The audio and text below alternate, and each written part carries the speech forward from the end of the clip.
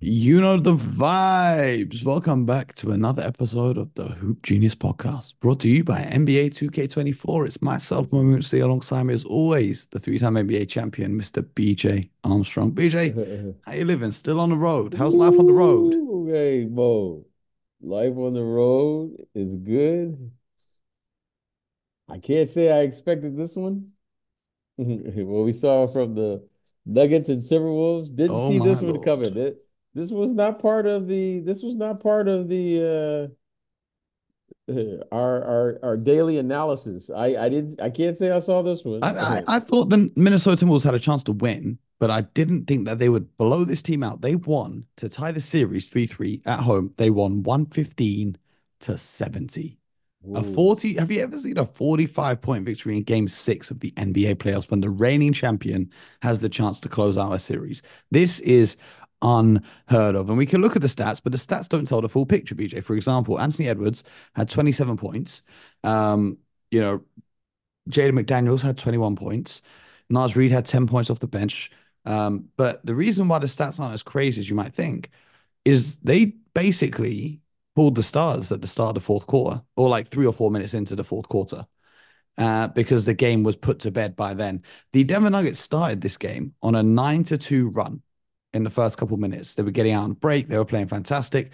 And watching those first few minutes, you thought, wow, the Nuggets really can just take care of this series from here. And then the Timberwolves called a timeout. And I need to know, I don't want to know, I need to know what was said in that timeout that turned Denver getting a 9-2 run going to the Timberwolves coming out and going on a 20-0 run. And after that, they never even looked back. Then they went on a 13-0 run later in the game. I want to know what was said during that timeout. And I want to know who said it because that was simply amazing. The Minnesota Timberwolves defense limited the Denver Nuggets to 70 points. And bear in mind, it's probably like 50 points. Like you knew the game was over in like the third quarter when the Nuggets had only scored 48 points. So the Nuggets tie it up. The crowd was electric. The defense was elite. And the biggest difference in this one, from my perspective, is number one, they didn't play single coverage on Jokic. But the even bigger difference was that Mike Conley returned to the lineup. Anthony Edwards didn't have to bring the ball up. He didn't have to accept the double team as soon as he crosses the halfway line and give up the ball and then have to try to get it back. He was able to play off ball and play his game. And the Minnesota Timberwolves looked like what they did in games one and two of this series. So, BJ, it's now 3 games apiece. We've seen 3 games of um, some of the best defense I've ever seen in the NBA playoffs. We've seen 3 games where Nikola Jokic looks like the best player in the world. And we head towards the game seven where anything can happen. But what's your takeaway from this game? Well, what makes the playoffs so interesting is the adjustments that these coaches make. Now, in game one, game two, you come out, okay, we lost game one. They follow up, Minnesota follows that up with a masterful game two and take an 0-2 lead. They go back to the drawing board for game three, which is a must win for the Denver Nuggets. They win that. Then they follow up with a masterful game in game four. They come back home, game five. You see a little bit more fight from the Minnesota Timberwolves, but the Denver Nuggets were able to win that game. Now, this was a game where clearly they didn't scrap their game plan. They just figured out how to put their players in key positions and give them an ability to operate. And that was a great observation by you when you said, no, we're going to get the ball to our best scorer, a la the Denver Nuggets, where he can operate and dictate instead of reacting to what the defense wants you to do. And to me, that was the change of the game plan. Instead of now allowing the defense to dictate, we're going to just take the ball out of Anthony Edwards' hands. Now everyone else is scrambling. You break down the spacing. No, we're going to put Anthony Edwards in and spread this defense out, and we're going to dictate to where we want the ball to go, and we're going to run our offense so that when it does get to Anthony Edwards, instead of him reacting to the defense, now when he catches the ball, attack, be aggressive, and they came out and they were just terrific. Now the spacing on the floor was much better, and you could see that Denver was reacting because I don't think anyone anticipated for them to really implement a new game plan by game six. You know what I mean? It was like normally you don't see that, but they did it and it worked and it worked. It was superb. Now, game seven is going to be a monster, but you could see the talent of this Minnesota Timberwolves team. They are very talented. They're deep.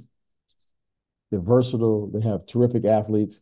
And I think this is going to be an interesting game. However, game seven is a lot to overcome. I'm going to pick the Denver Nuggets, but I'm telling you,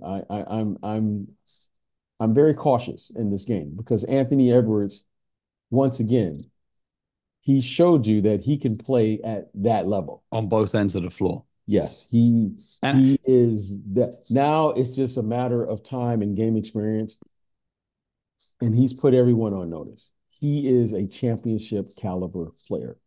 So, this is great. Those are, we get an opportunity to see two great players, two great teams playing in a championship in a game seven. So I'm really excited about this one. I want to give a shout out to Rudy Gobert and Karl-Anthony Towns, who did a great job on guarding Jokic in this one.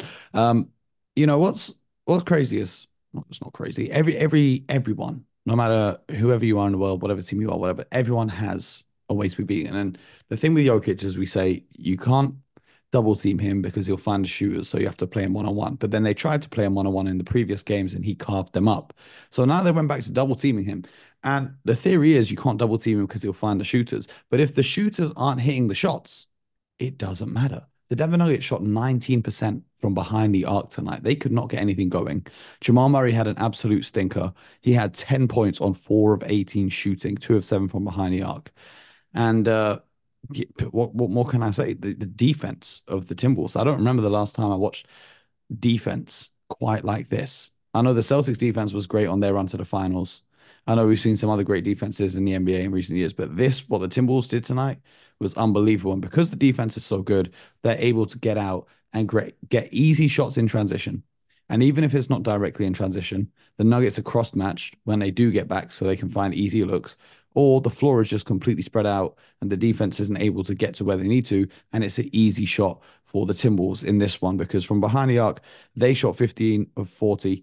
But they carved the Nuggets up in every facet of the game. Fast break points, points in the paint, second chance points, you name it. Rebounding, they just absolutely demolished them.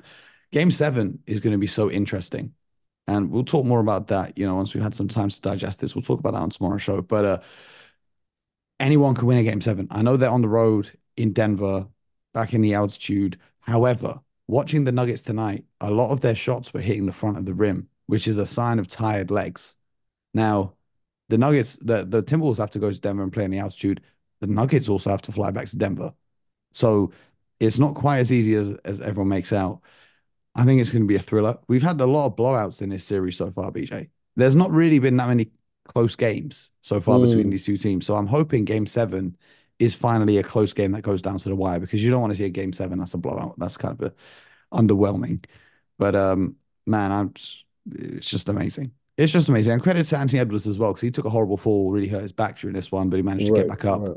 get back on his feet. And then the next possession after he gets back on the court, knocks down his free throws. And then he's hounding Jamal Murray full court again. And It was a terrific effort. I mean, there's no doubt about it. It's kind of a game that you just have to throw out, get rid of, but you got to find a way to really replenish the energy that's necessary to win a game. So we saw the Knicks do the same. They lost big. I think in game four? four, Yeah, game four. And then they came back game five. And then they came back and won big. So this team is battle tested. It's going to take an amazing effort. We know that they have the talent to do it. However, you got to go out and do it. And as we know, Mo, this is game sevens that's tough. That's why you play for to have this advantage in the regular season is you want to play a game seven if need be, and you want to do it at home. yeah, that home court advantage is absolutely huge. One thing I didn't like that the Nuggets are doing, they went through a phase and they're just switching everything. And you just end up with mismatches on the post up. And I'm not a huge fan of that, especially when it's like Naz Reid being guarded by Jamal Murray. I'm just like, oh, okay. The rotations, the defense from Denver tonight was absolutely horrific. They look like they just weren't checked into this game whatsoever. But Mike Conley, I think the understated hero of this, his ability to just Yes. come in, settle things down. And as you mentioned a lot of times on the show, BJ, that everyone talks about positionless basketball, but tonight shows you why the point guard position is so key to Oh, NBA the point. Did you basketball. say point guard, Mo? Did you say point guard? I'm almost about to say a point guard who can play downhill.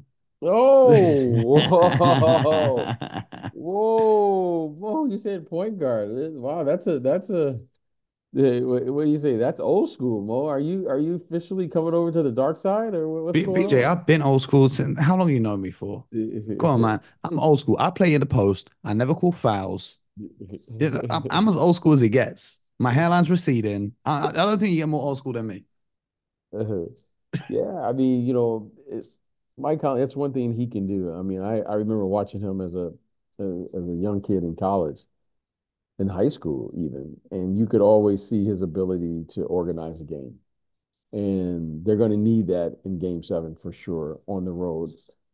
But tonight, they could do no wrong. They shot it well, they defended well, they got out in transition, and they executed their game plan beautifully defensively on Jokic and Jamal Murray and the guys. So we'll see And what happens. and We'll see what happens. one other thing worth mentioning, the Timberwolves' defensive game plan did change slightly because instead of pressuring everyone when they're bringing up the court, they decided to only do that when Jamal Murray's bringing the ball up the court.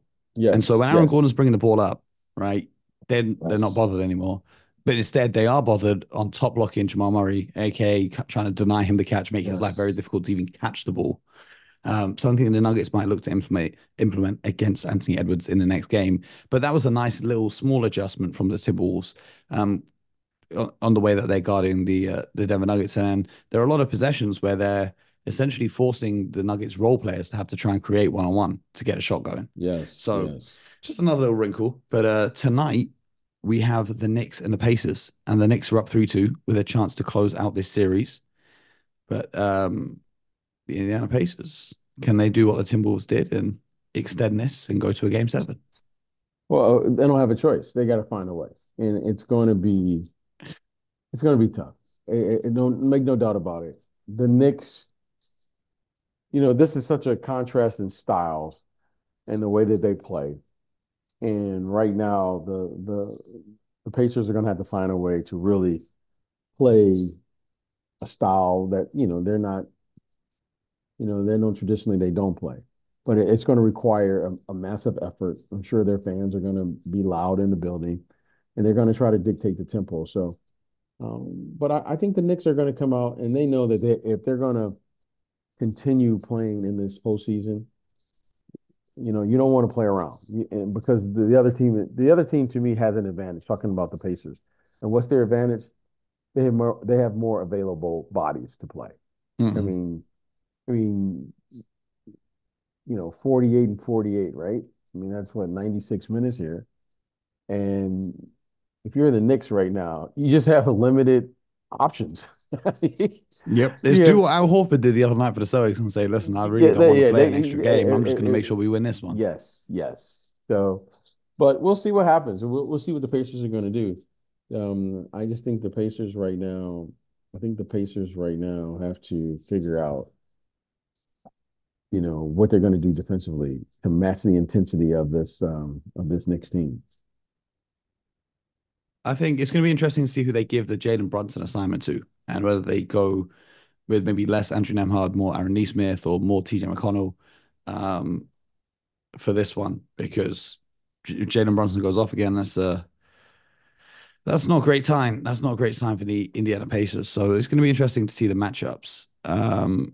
To see the matchups on this, there will be no OG Anunoby for Game 6. I can confirm that. So Mm, mm. unfortunately for New York, but his status is still Well, do they uncertain. have So 5 players to put out there on the floor? The Knicks? Do they have? just about, just about. I mean, if they're lucky, it's not a 9 game Hey, series, or hey, me and you might have to get a Knicks okay. Here's the jersey. question: Can they shorten their bench for this game? I think what they're going to go with is Miles McBride in the starting lineup, and then Precious Chua and Alec Burks off the bench, and that's it. They're going to go 7 man Right, in their right. rotation. and we'll see how they can go. I'm expecting 48 minutes from Josh Hart. I'm expecting You're 44 minutes expecting from Jalen 48. Brunson. I'm expecting 48 from DiVincenzo. I'm expecting, dependent on foul trouble, Isaiah Hartenstein to play as much as he can. It's going to be interesting. Oh yeah, yeah. What's going on? He's hurt, right? What's going on with Hardenstein? What's going on with him? I didn't realize he was hurt. I just assume everyone on the Knicks is somewhat hurt. But it seems like he will still be playing. Isn't he hurt though? I thought he was hurt. Is he injured? I can't find anything about him being injured. Okay, I thought he was hurt a little bit. But yeah, it's the playoffs. Everyone's hurt. Everyone's Yeah, hurt. yeah, but You got to you got to find a way to get it done. And I hope this one mhm. goes seven. It gives Al Horford more time to rest his legs before the. Well, to Oh, be fair, it doesn't actually uh, make a difference because I it's believe game one all of the it's conference finals all begins on about Tuesday. you. It's always about me. This is my show. This is my Yeah, world. We all just living yeah. in it. No, I'm playing. I'm playing. Yeah, I'm playing. I'm I playing. thought, I I'm thought, playing. But what I'm very grateful for is we're now in a part of the schedule where it's just one game a night. Most of them tip at around 1:30 UK, which means now it's 4:19 in the morning, and I yeah. may get an early night by my standards. Oh wow, And look at you. I'm really looking forward to it. I'm really looking forward to it. BJ, I hope you have a safe trip home from Chicago. Absolutely, absolutely. So I appreciate it, It's all and love. we'll see what tomorrow brings, and we'll be ready. And for Mo's sake, hopefully, goes Game 7. I think for everyone's sake, though, Game 7 in Madison Square Garden, I think the Oh vibes would yeah, be amazing. I think for the sake of yeah, basketball, we want another game. As a basketball fan, you want as many Game 7s as possible because Game yeah. 7s are the You best thing in the will. world. Yeah, you will be. I'm Yeah, hoping you will be. OKC Dallas goes to Game 7 too. You do. Yeah. You wouldn't want to see Luca versus Shea in a Game 7. Depends on what team you're rooting for. I'm not rooting for either of them. I'm rooting for the sport of basketball. You know what? I do want to see. I just want to see this team. I'm fascinated with this team, the OKC Thunder, because this is a team was in the playing game just a year ago, and now they were the number one seed. And every time, if you're an executive and this is your team, you want to find out as much as you can. So for their sake, I hope they do go to a game 7 because I just want to see how they respond. I want to see, you know, I want to see who else besides Shea can step up. That's what I really want to see. Like I know Shea is he's a prime time performer, but I want to see someone else now have one of those games where you go, oh wow, Jalen Williams, yeah, I want that's what I want to see. That's what I want to see. So, in saying that, we'll see. I think it'll be good game. Is it 2 games tomorrow? Is it 2 games tomorrow? no, it's one game tomorrow. Oh, The just one game Knicks tomorrow. is the Knicks and the Okay, Pacers, and then okay. Saturday night is the Thunder and the And then Mavs, Magic. and Mhm. then Saturday night's Thunder and Mavs, and Sunday night could potentially be two Game 7s, Pacers Knicks and Timberwolves Nuggets. Oh wow, so the Nuggets get a couple days. Okay, that's good. Yep, yep, yep. That's good. And then Monday night would be the Mavericks Thunder That's before good. the Eastern Conference Finals begin on Tuesday, and then we have a game Beautiful. every other day, and Beautiful. every other day we get to watch the Boston Celtics. Fantastic Yeah. times. I'm Mhm. going to lose my mind. Anyway, Mhm. appreciate you guys tuning in. Make sure you subscribe, YouTube, Spotify, Apple, wherever you get your podcast from. And join the Discord. We'll be talking about NBA in there as well. It's linked in the description below. Appreciate you as always, BJ. And you guys are home. Get buckets.